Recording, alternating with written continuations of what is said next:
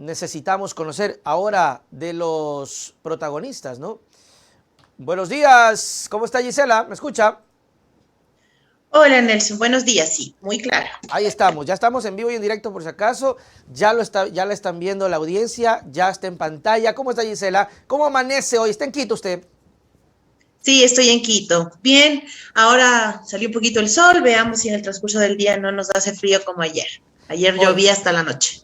oiga, Gisela, yo tenía algunas preguntas que se las voy a hacer, pero no puedo dejar de tocar justamente la última reacción del presidente de la República con lo que ustedes hicieron en la Asamblea en torno a la votación del no cumplimiento del plan de trabajo.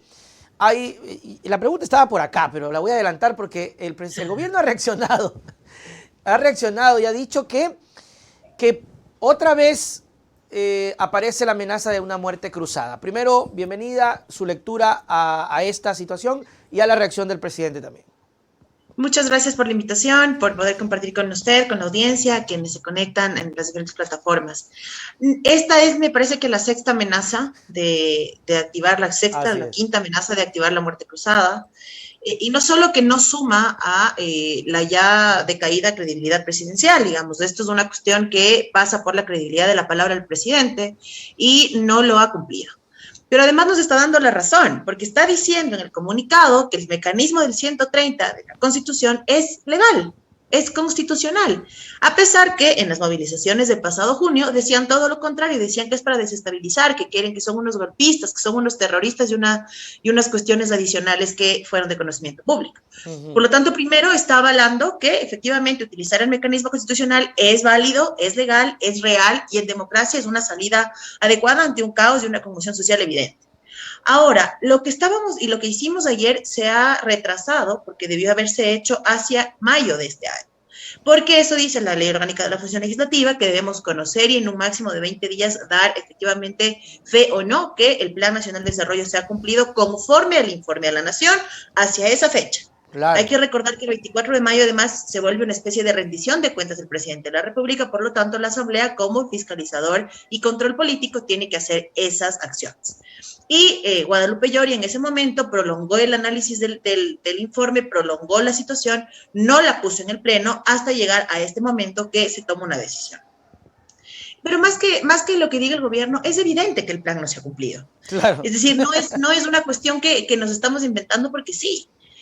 Hace un par de días, exactamente, el viernes de la semana pasada, estuve en una unidad educativa en Oyumbicho, es el Cantón Mejía, de Quito, 40 minutos, 45 minutos hacia el sur. Hay escuelas, con decirle que el espacio de audiovisuales es un espacio sin luz en una escuela de educación básica. Es un espacio sin luz, es un espacio completamente húmedo y lo único que tiene la sala de audiovisuales es un DVD que no funciona. Chuti. Entonces, es claro que la inversión en educación no funciona. Vemos permanentemente el tema de la seguridad en la calle, en el día a día, en la cotidianidad, escuchamos testimonios, alguien cercano ya le han robado al menos una vez en este tiempo. Por lo tanto, no se están cumpliendo los mínimos parámetros para establecer una convivencia saludable en el país y eso pasa por la decisión del gobierno. Ejecución, política pública, fortalecimiento de la policía en términos de comunidad, volverle nuevamente a la policía comunitaria, parte de la colectividad, no represora, sino parte de esta cotidianidad permanente en los barrios, en las parroquias, en los cantones, etcétera, son cosas que están sueltas y que el gobierno no las asume.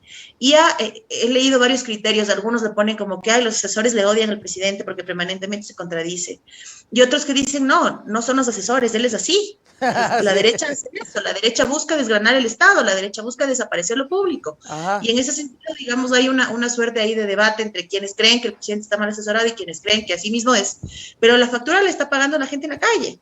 La factura le está pagando a la gente en los centros de salud. Entonces, digamos, no hace falta ser muy experto en derecho ni casos por el estilo para darse cuenta que el plan de acción del desarrollo no se está cumpliendo. Claro, además que sería como demasiado fácil justificarlo al presidente cada vez y cuando diciendo que no tiene conocimiento. Y es lo que yo anteponía hace unos días o ayer sobre lo que necesitamos como presidente, ¿no? Nos quejamos si tenemos un presidente con carácter fuerte y luego también nos preocupamos cuando tenemos un presidente que no sabe qué hacer. Particularmente yo prefiero un presidente que mantenga el orden, que lleve el timón del país, que gobierne, que ejecute el poder, Gisela, porque parece que el presidente Lasso tiene terror a aplicar el poder de la buena manera, de la buena forma, para ayudar a los más necesitados, a las grandes mayorías. Gisela, son 103 votos, si no me equivoco. Estos 103 votos, yo decía ayer, hijo de mangales, 103 votos, ya está, ahí se hace todo. Si la vez pasada nos alcanzó los 92, ya están. ¿Qué significan estos 103 votos? ¿Podría haber cabida a un juicio? Hay quienes dicen que sí, hay quienes dicen que no, por eso reaccionó el presidente. ¿Qué pasa ahí? Estos 103 votos, primero, digamos, con sus excepciones o con sus ausencias, porque las excepciones y las abstenciones también hay que leerlas, o las negativas hay que leerlas con claridad. Digamos, la bancada de gobierno, obviamente, que manifiesta su postura en contra de una decisión de la Asamblea. De hecho, ayer le escuchaba a Guido Chiriboga decir como, ¿por qué estamos analizando el Plan Nacional de Desarrollo si apenas vamos un año de gobierno y él está pensado para los próximos 3? Y si así nos ha ido en este año de gobierno y poquito, no me quiero imaginar qué nos esperan en los próximos meses. Honestamente me preocupa mucho, pero da cuenta que los requerimientos de la gente no pueden estar por sobre los ofrecimientos del Ejecutivo. El Ejecutivo como tal tiene, digamos, una estructura efectivamente para llegar a acuerdos políticos con las bancadas que así lo desean y asignarles los encargos en diferentes espacios públicos, qué sé yo, los términos en los que han llegado los acuerdos con las diferentes bancadas. Pero uno sale de la Asamblea Nacional y encuentra el problema al frente. Al frente de la Asamblea Nacional está el Hospital Eugenio Espejo y son unas filas gigantescas de gente sin poder entrar. Totalmente. Por lo tanto, digamos, además de en términos políticos, de cuidar el capital político que tenga cada una de las bancadas, de sus partidos y demás, ser oposición, más allá de las concordancias o no que se tengan con el gobierno, ser oposición pasa por tomar responsabilidad y por asumir la votación en temas como estos. Ahora, hay una mesa de diálogo entre el Ejecutivo y el Legislativo. De hecho, hoy se plantea una hoja de ruta respecto a la ley de inversiones, por ejemplo, que se ha trabajado en esta mesa. Y eso es otra cosa completamente diferente porque ha sido un trabajo conjunto. Se han planteado las líneas rojas y han respetado las líneas rojas. Pero de ahí a avalar el cumplimiento irreal de un plan que claramente no se ha cumplido, claro, hay abismales diferencias. Y la Asamblea Nacional tiene que ser ese contrapeso. La Asamblea Nacional tiene que ser esa otra visión de las cosas y eso no le vuelve ni odiadora, ni opositora al gobierno, ni nada. Hay quienes hemos hablado claramente de nuestra oposición al gobierno y también hay quienes en su momento han votado con el gobierno, tienen cuotas con el gobierno, en fin, tienen secretarios o secretarios, etcétera. Pero de allí, digamos, la realidad es tan clara y tan latente que al menos el que no se considere indolente tiene que rechazar algo que claramente no se está ejecutando. Claro, definitivamente, y creo que eso es... yo me acuerdo que cuando se conformó esta comisión dije qué bueno que van a investigar, qué bueno que van a evaluar, o qué bueno que van por lo menos a verificar, porque si no nos encontramos el próximo año con un presidente que sigue hablando en futuro y no sabemos qué hacer. Ahora mismo hay mucho reclamo en el Vaca Ortiz, hay mucha... Que sigue en campaña, aparentemente. Todavía en campaña. Vamos a hacer tal cosa, vamos a hacer tal cosa y del dicho al hecho. Claro, el presidente habla siempre en pasado y en futuro, pero nunca en presente. El pasado para recriminar, para culpar, el futuro para prometer, pero que no llegan. Entonces, obviamente que sí preocupa. ¿Están dispuestos ustedes a una muerte cruzada? Desde el principio. Cuando no solo lo planteamos desde el momento de la paralización que lo ejecutamos, ahí hay unos criterios también jurídicos. Unos dicen que sí se llevó adelante el 130 numeral 2, otros dicen que como no hubo la votación, el mecanismo sigue intacto.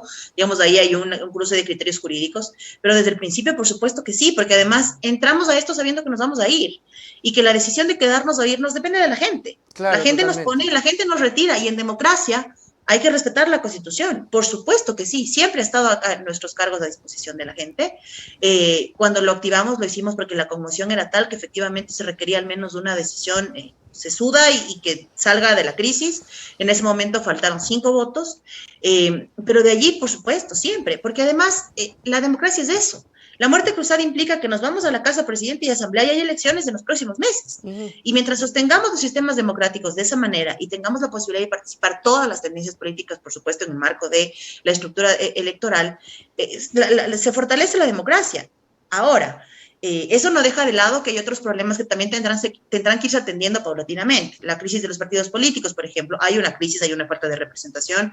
Cuando vemos, por ejemplo, que en Guayaquil las principales caras de los partidos como el Social Cristiano son bailarines o cosas por el estilo, que hablan cualquier cosa sin pensar, da cuenta que hay una brecha ahí entre la formación política, la necesidad de establecer parámetros mínimos para ejercer el cargo público, en fin, y eso pasa por una crisis de los partidos políticos que tiene que atenderse no solo con reformas al Código de la Democracia, sino también con mea culpa de las estructuras políticas. Yo por eso veo muy bien, por ejemplo, que de cara a las seccionales que vienen, dentro de la organización política se han establecido parámetros de formación obligatorios para los candidatos, de mi partido me refiero, que es necesario para ejercer adecuadamente la gestión. Pero de allí sí, por supuesto, sí, así es.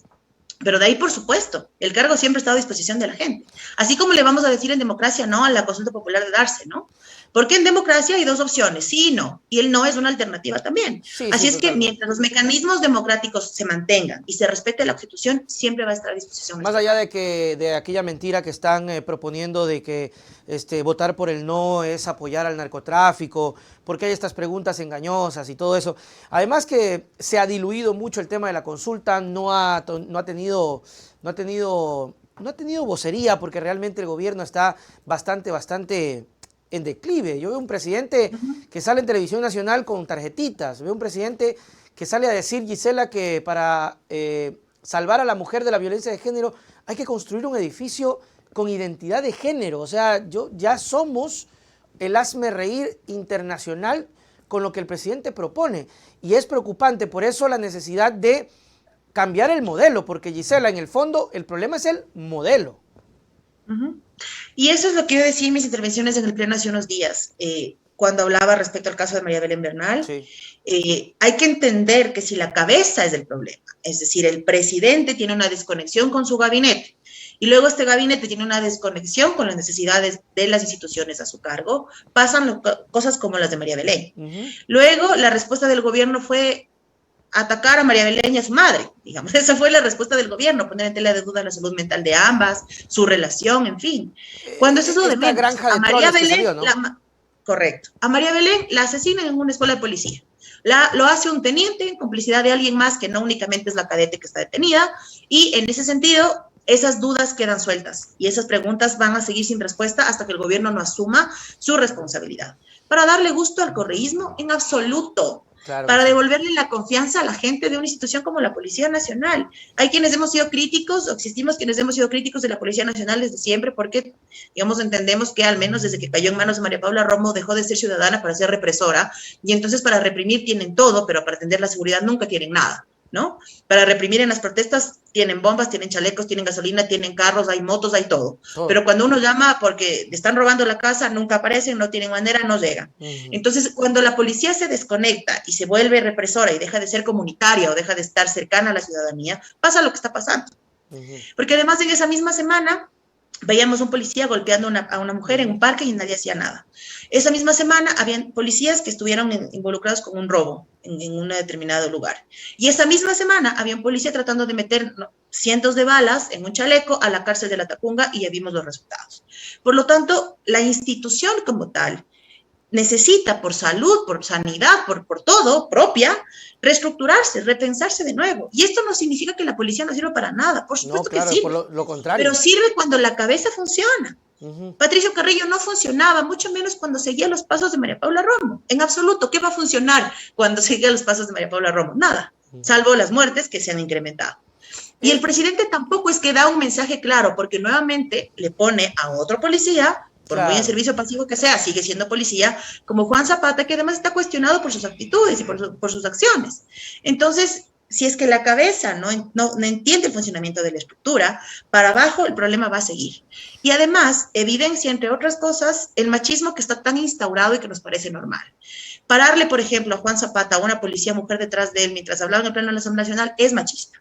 Poner a mujeres policías, a enfrentar a mujeres civiles en una legítima protesta también lo es.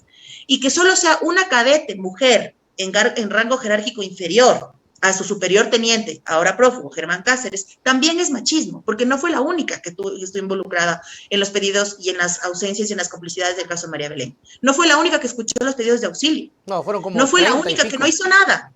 Sin embargo, en todo este caso, al final de cuentas, hay una cadete presa, una mujer muerta y una madre pidiendo justicia. Son 3 mujeres en el ojo del huracán, mientras el asesino está prófugo, el femicidio está prófugo y los demás tienen sanciones administrativas. Por lo tanto, también hay que entender que ese machismo nos está haciendo muchísimo daño, porque entonces las mujeres o somos elementos decorativos, como la esposa del presidente, o estamos para pararnos detrás de nuestros superiores, o estamos para que nos maten en donde sea. Sí, y mientras no se reconozca, no se va a avanzar. Y esa es una de las peleas que hemos tenido, particularmente porque vemos un gobierno que no lo acepta y trata de que se trate como un tema aislado por el tema de proteger la institucionalidad. La policía no va a desaparecer. La policía no como institución no es el enemigo. La policía necesita repensarse. Gisela, hay quienes cuestionan el tema de la jerarquía, que debería, no sé si eliminarse, esto de generales, comandantes, tenientes, esta jerarquía, no sé en qué punto o en qué momento se dio, que podría estar también causando daño y que podría ser parte de la reestructuración, pero es claro que no lo están haciendo. Zapata entra y saca las garras de una. Lasso dice algo y Zapata le dice, siéntese, no le voy a hacer caso. ¿Cómo ven los primeros días de Zapata? Ayer comentábamos en el pleno, medio haciendo, digamos, recordando un poco cómo eran las cosas con el presidente Correa. Al presidente Correa jamás nadie le hubiese dicho, no, presidente, está equivocado. O al menos no en la forma en la que los ministros de Lasso lo hacen.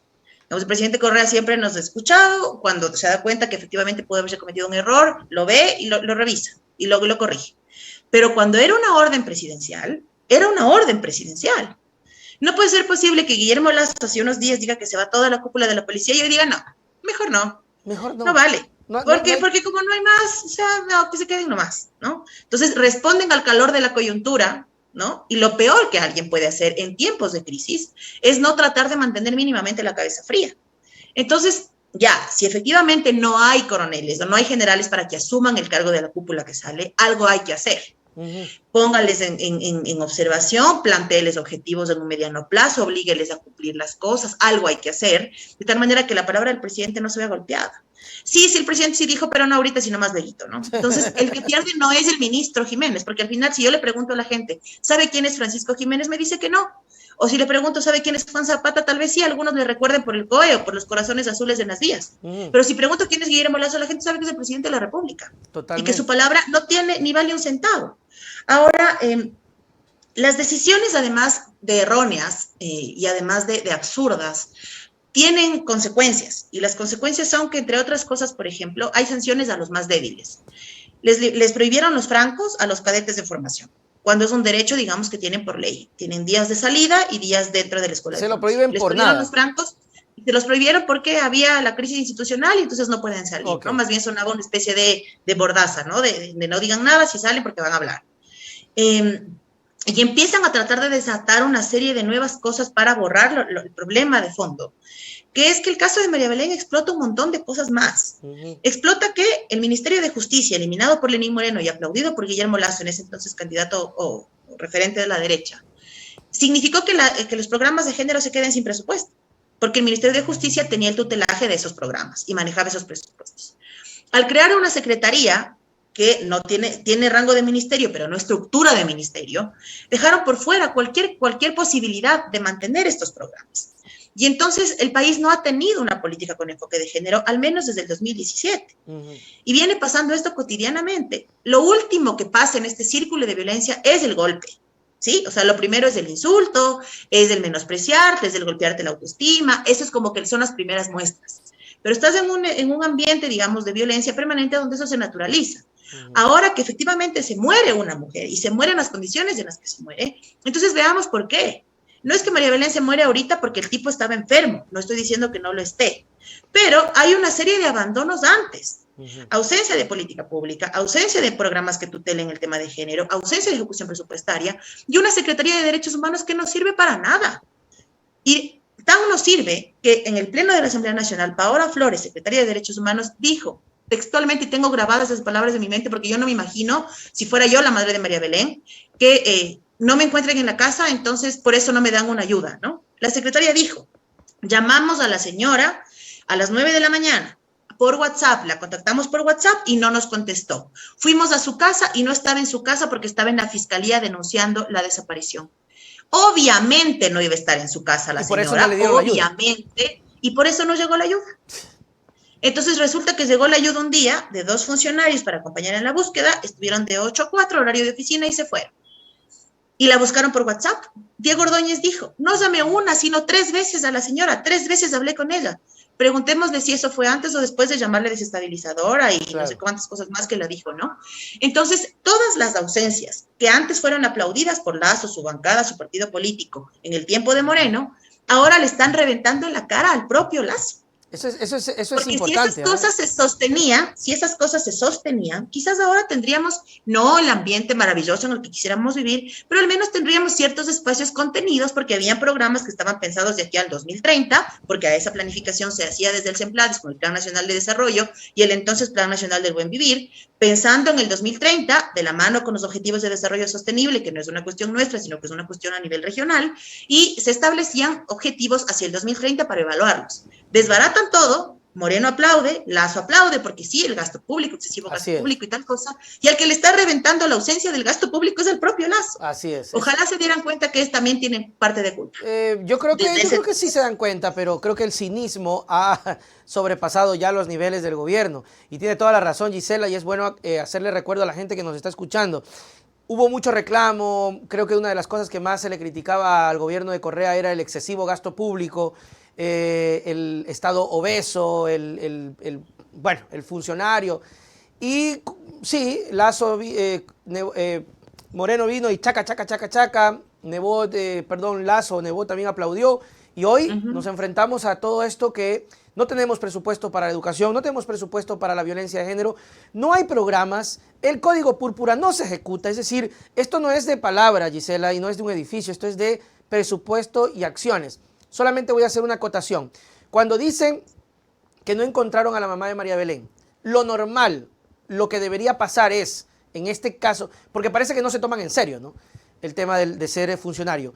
Usted, a tal funcionario, usted me ubica a la mamá de María Belén donde sea para poder acompañarla. Pero no es eso de, no conté, qué pena, ya hice mi acción. El trabajo de un gobierno responsable es, usted me ubica a la señora como sea, pero eso parece que no hay, esa entereza es lo que falta, Gisela. Muchísimas gracias, de verdad, Gisela, por siempre estar con nosotros. Siempre te vamos a molestar porque el tiempo es relativamente corto, precisamente para tener la excusa de volvernos a molestar por todo lo que ocurre. No quiero despedirme sin tu criterio acerca de las crisis carcelarias. Nuevamente, hay una masacre. Parece que el gobierno no alcanzó la cuota de muertes porque Ordóñez o Cobos, no sé, tal vez le dicen, tranquilo, presidente, solo se mataron 15. No hay problema, estamos bajando el índice de mortalidad. Seguramente eso están pensando.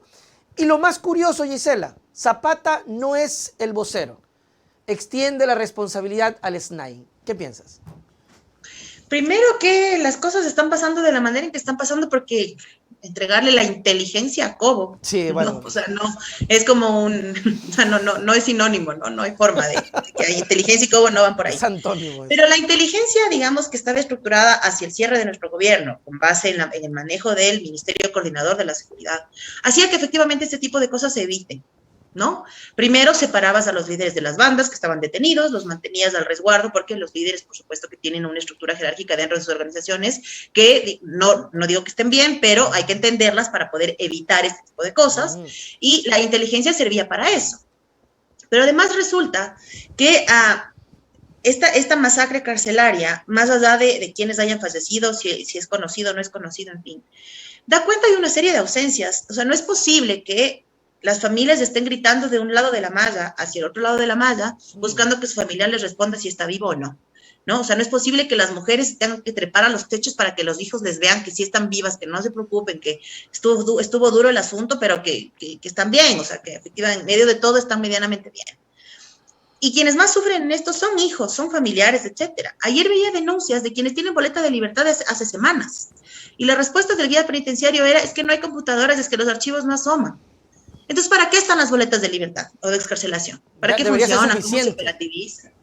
O sea, no, es que no, la computadora no vale, está dañada, se han dañado los archivos, se han perdido las cosas.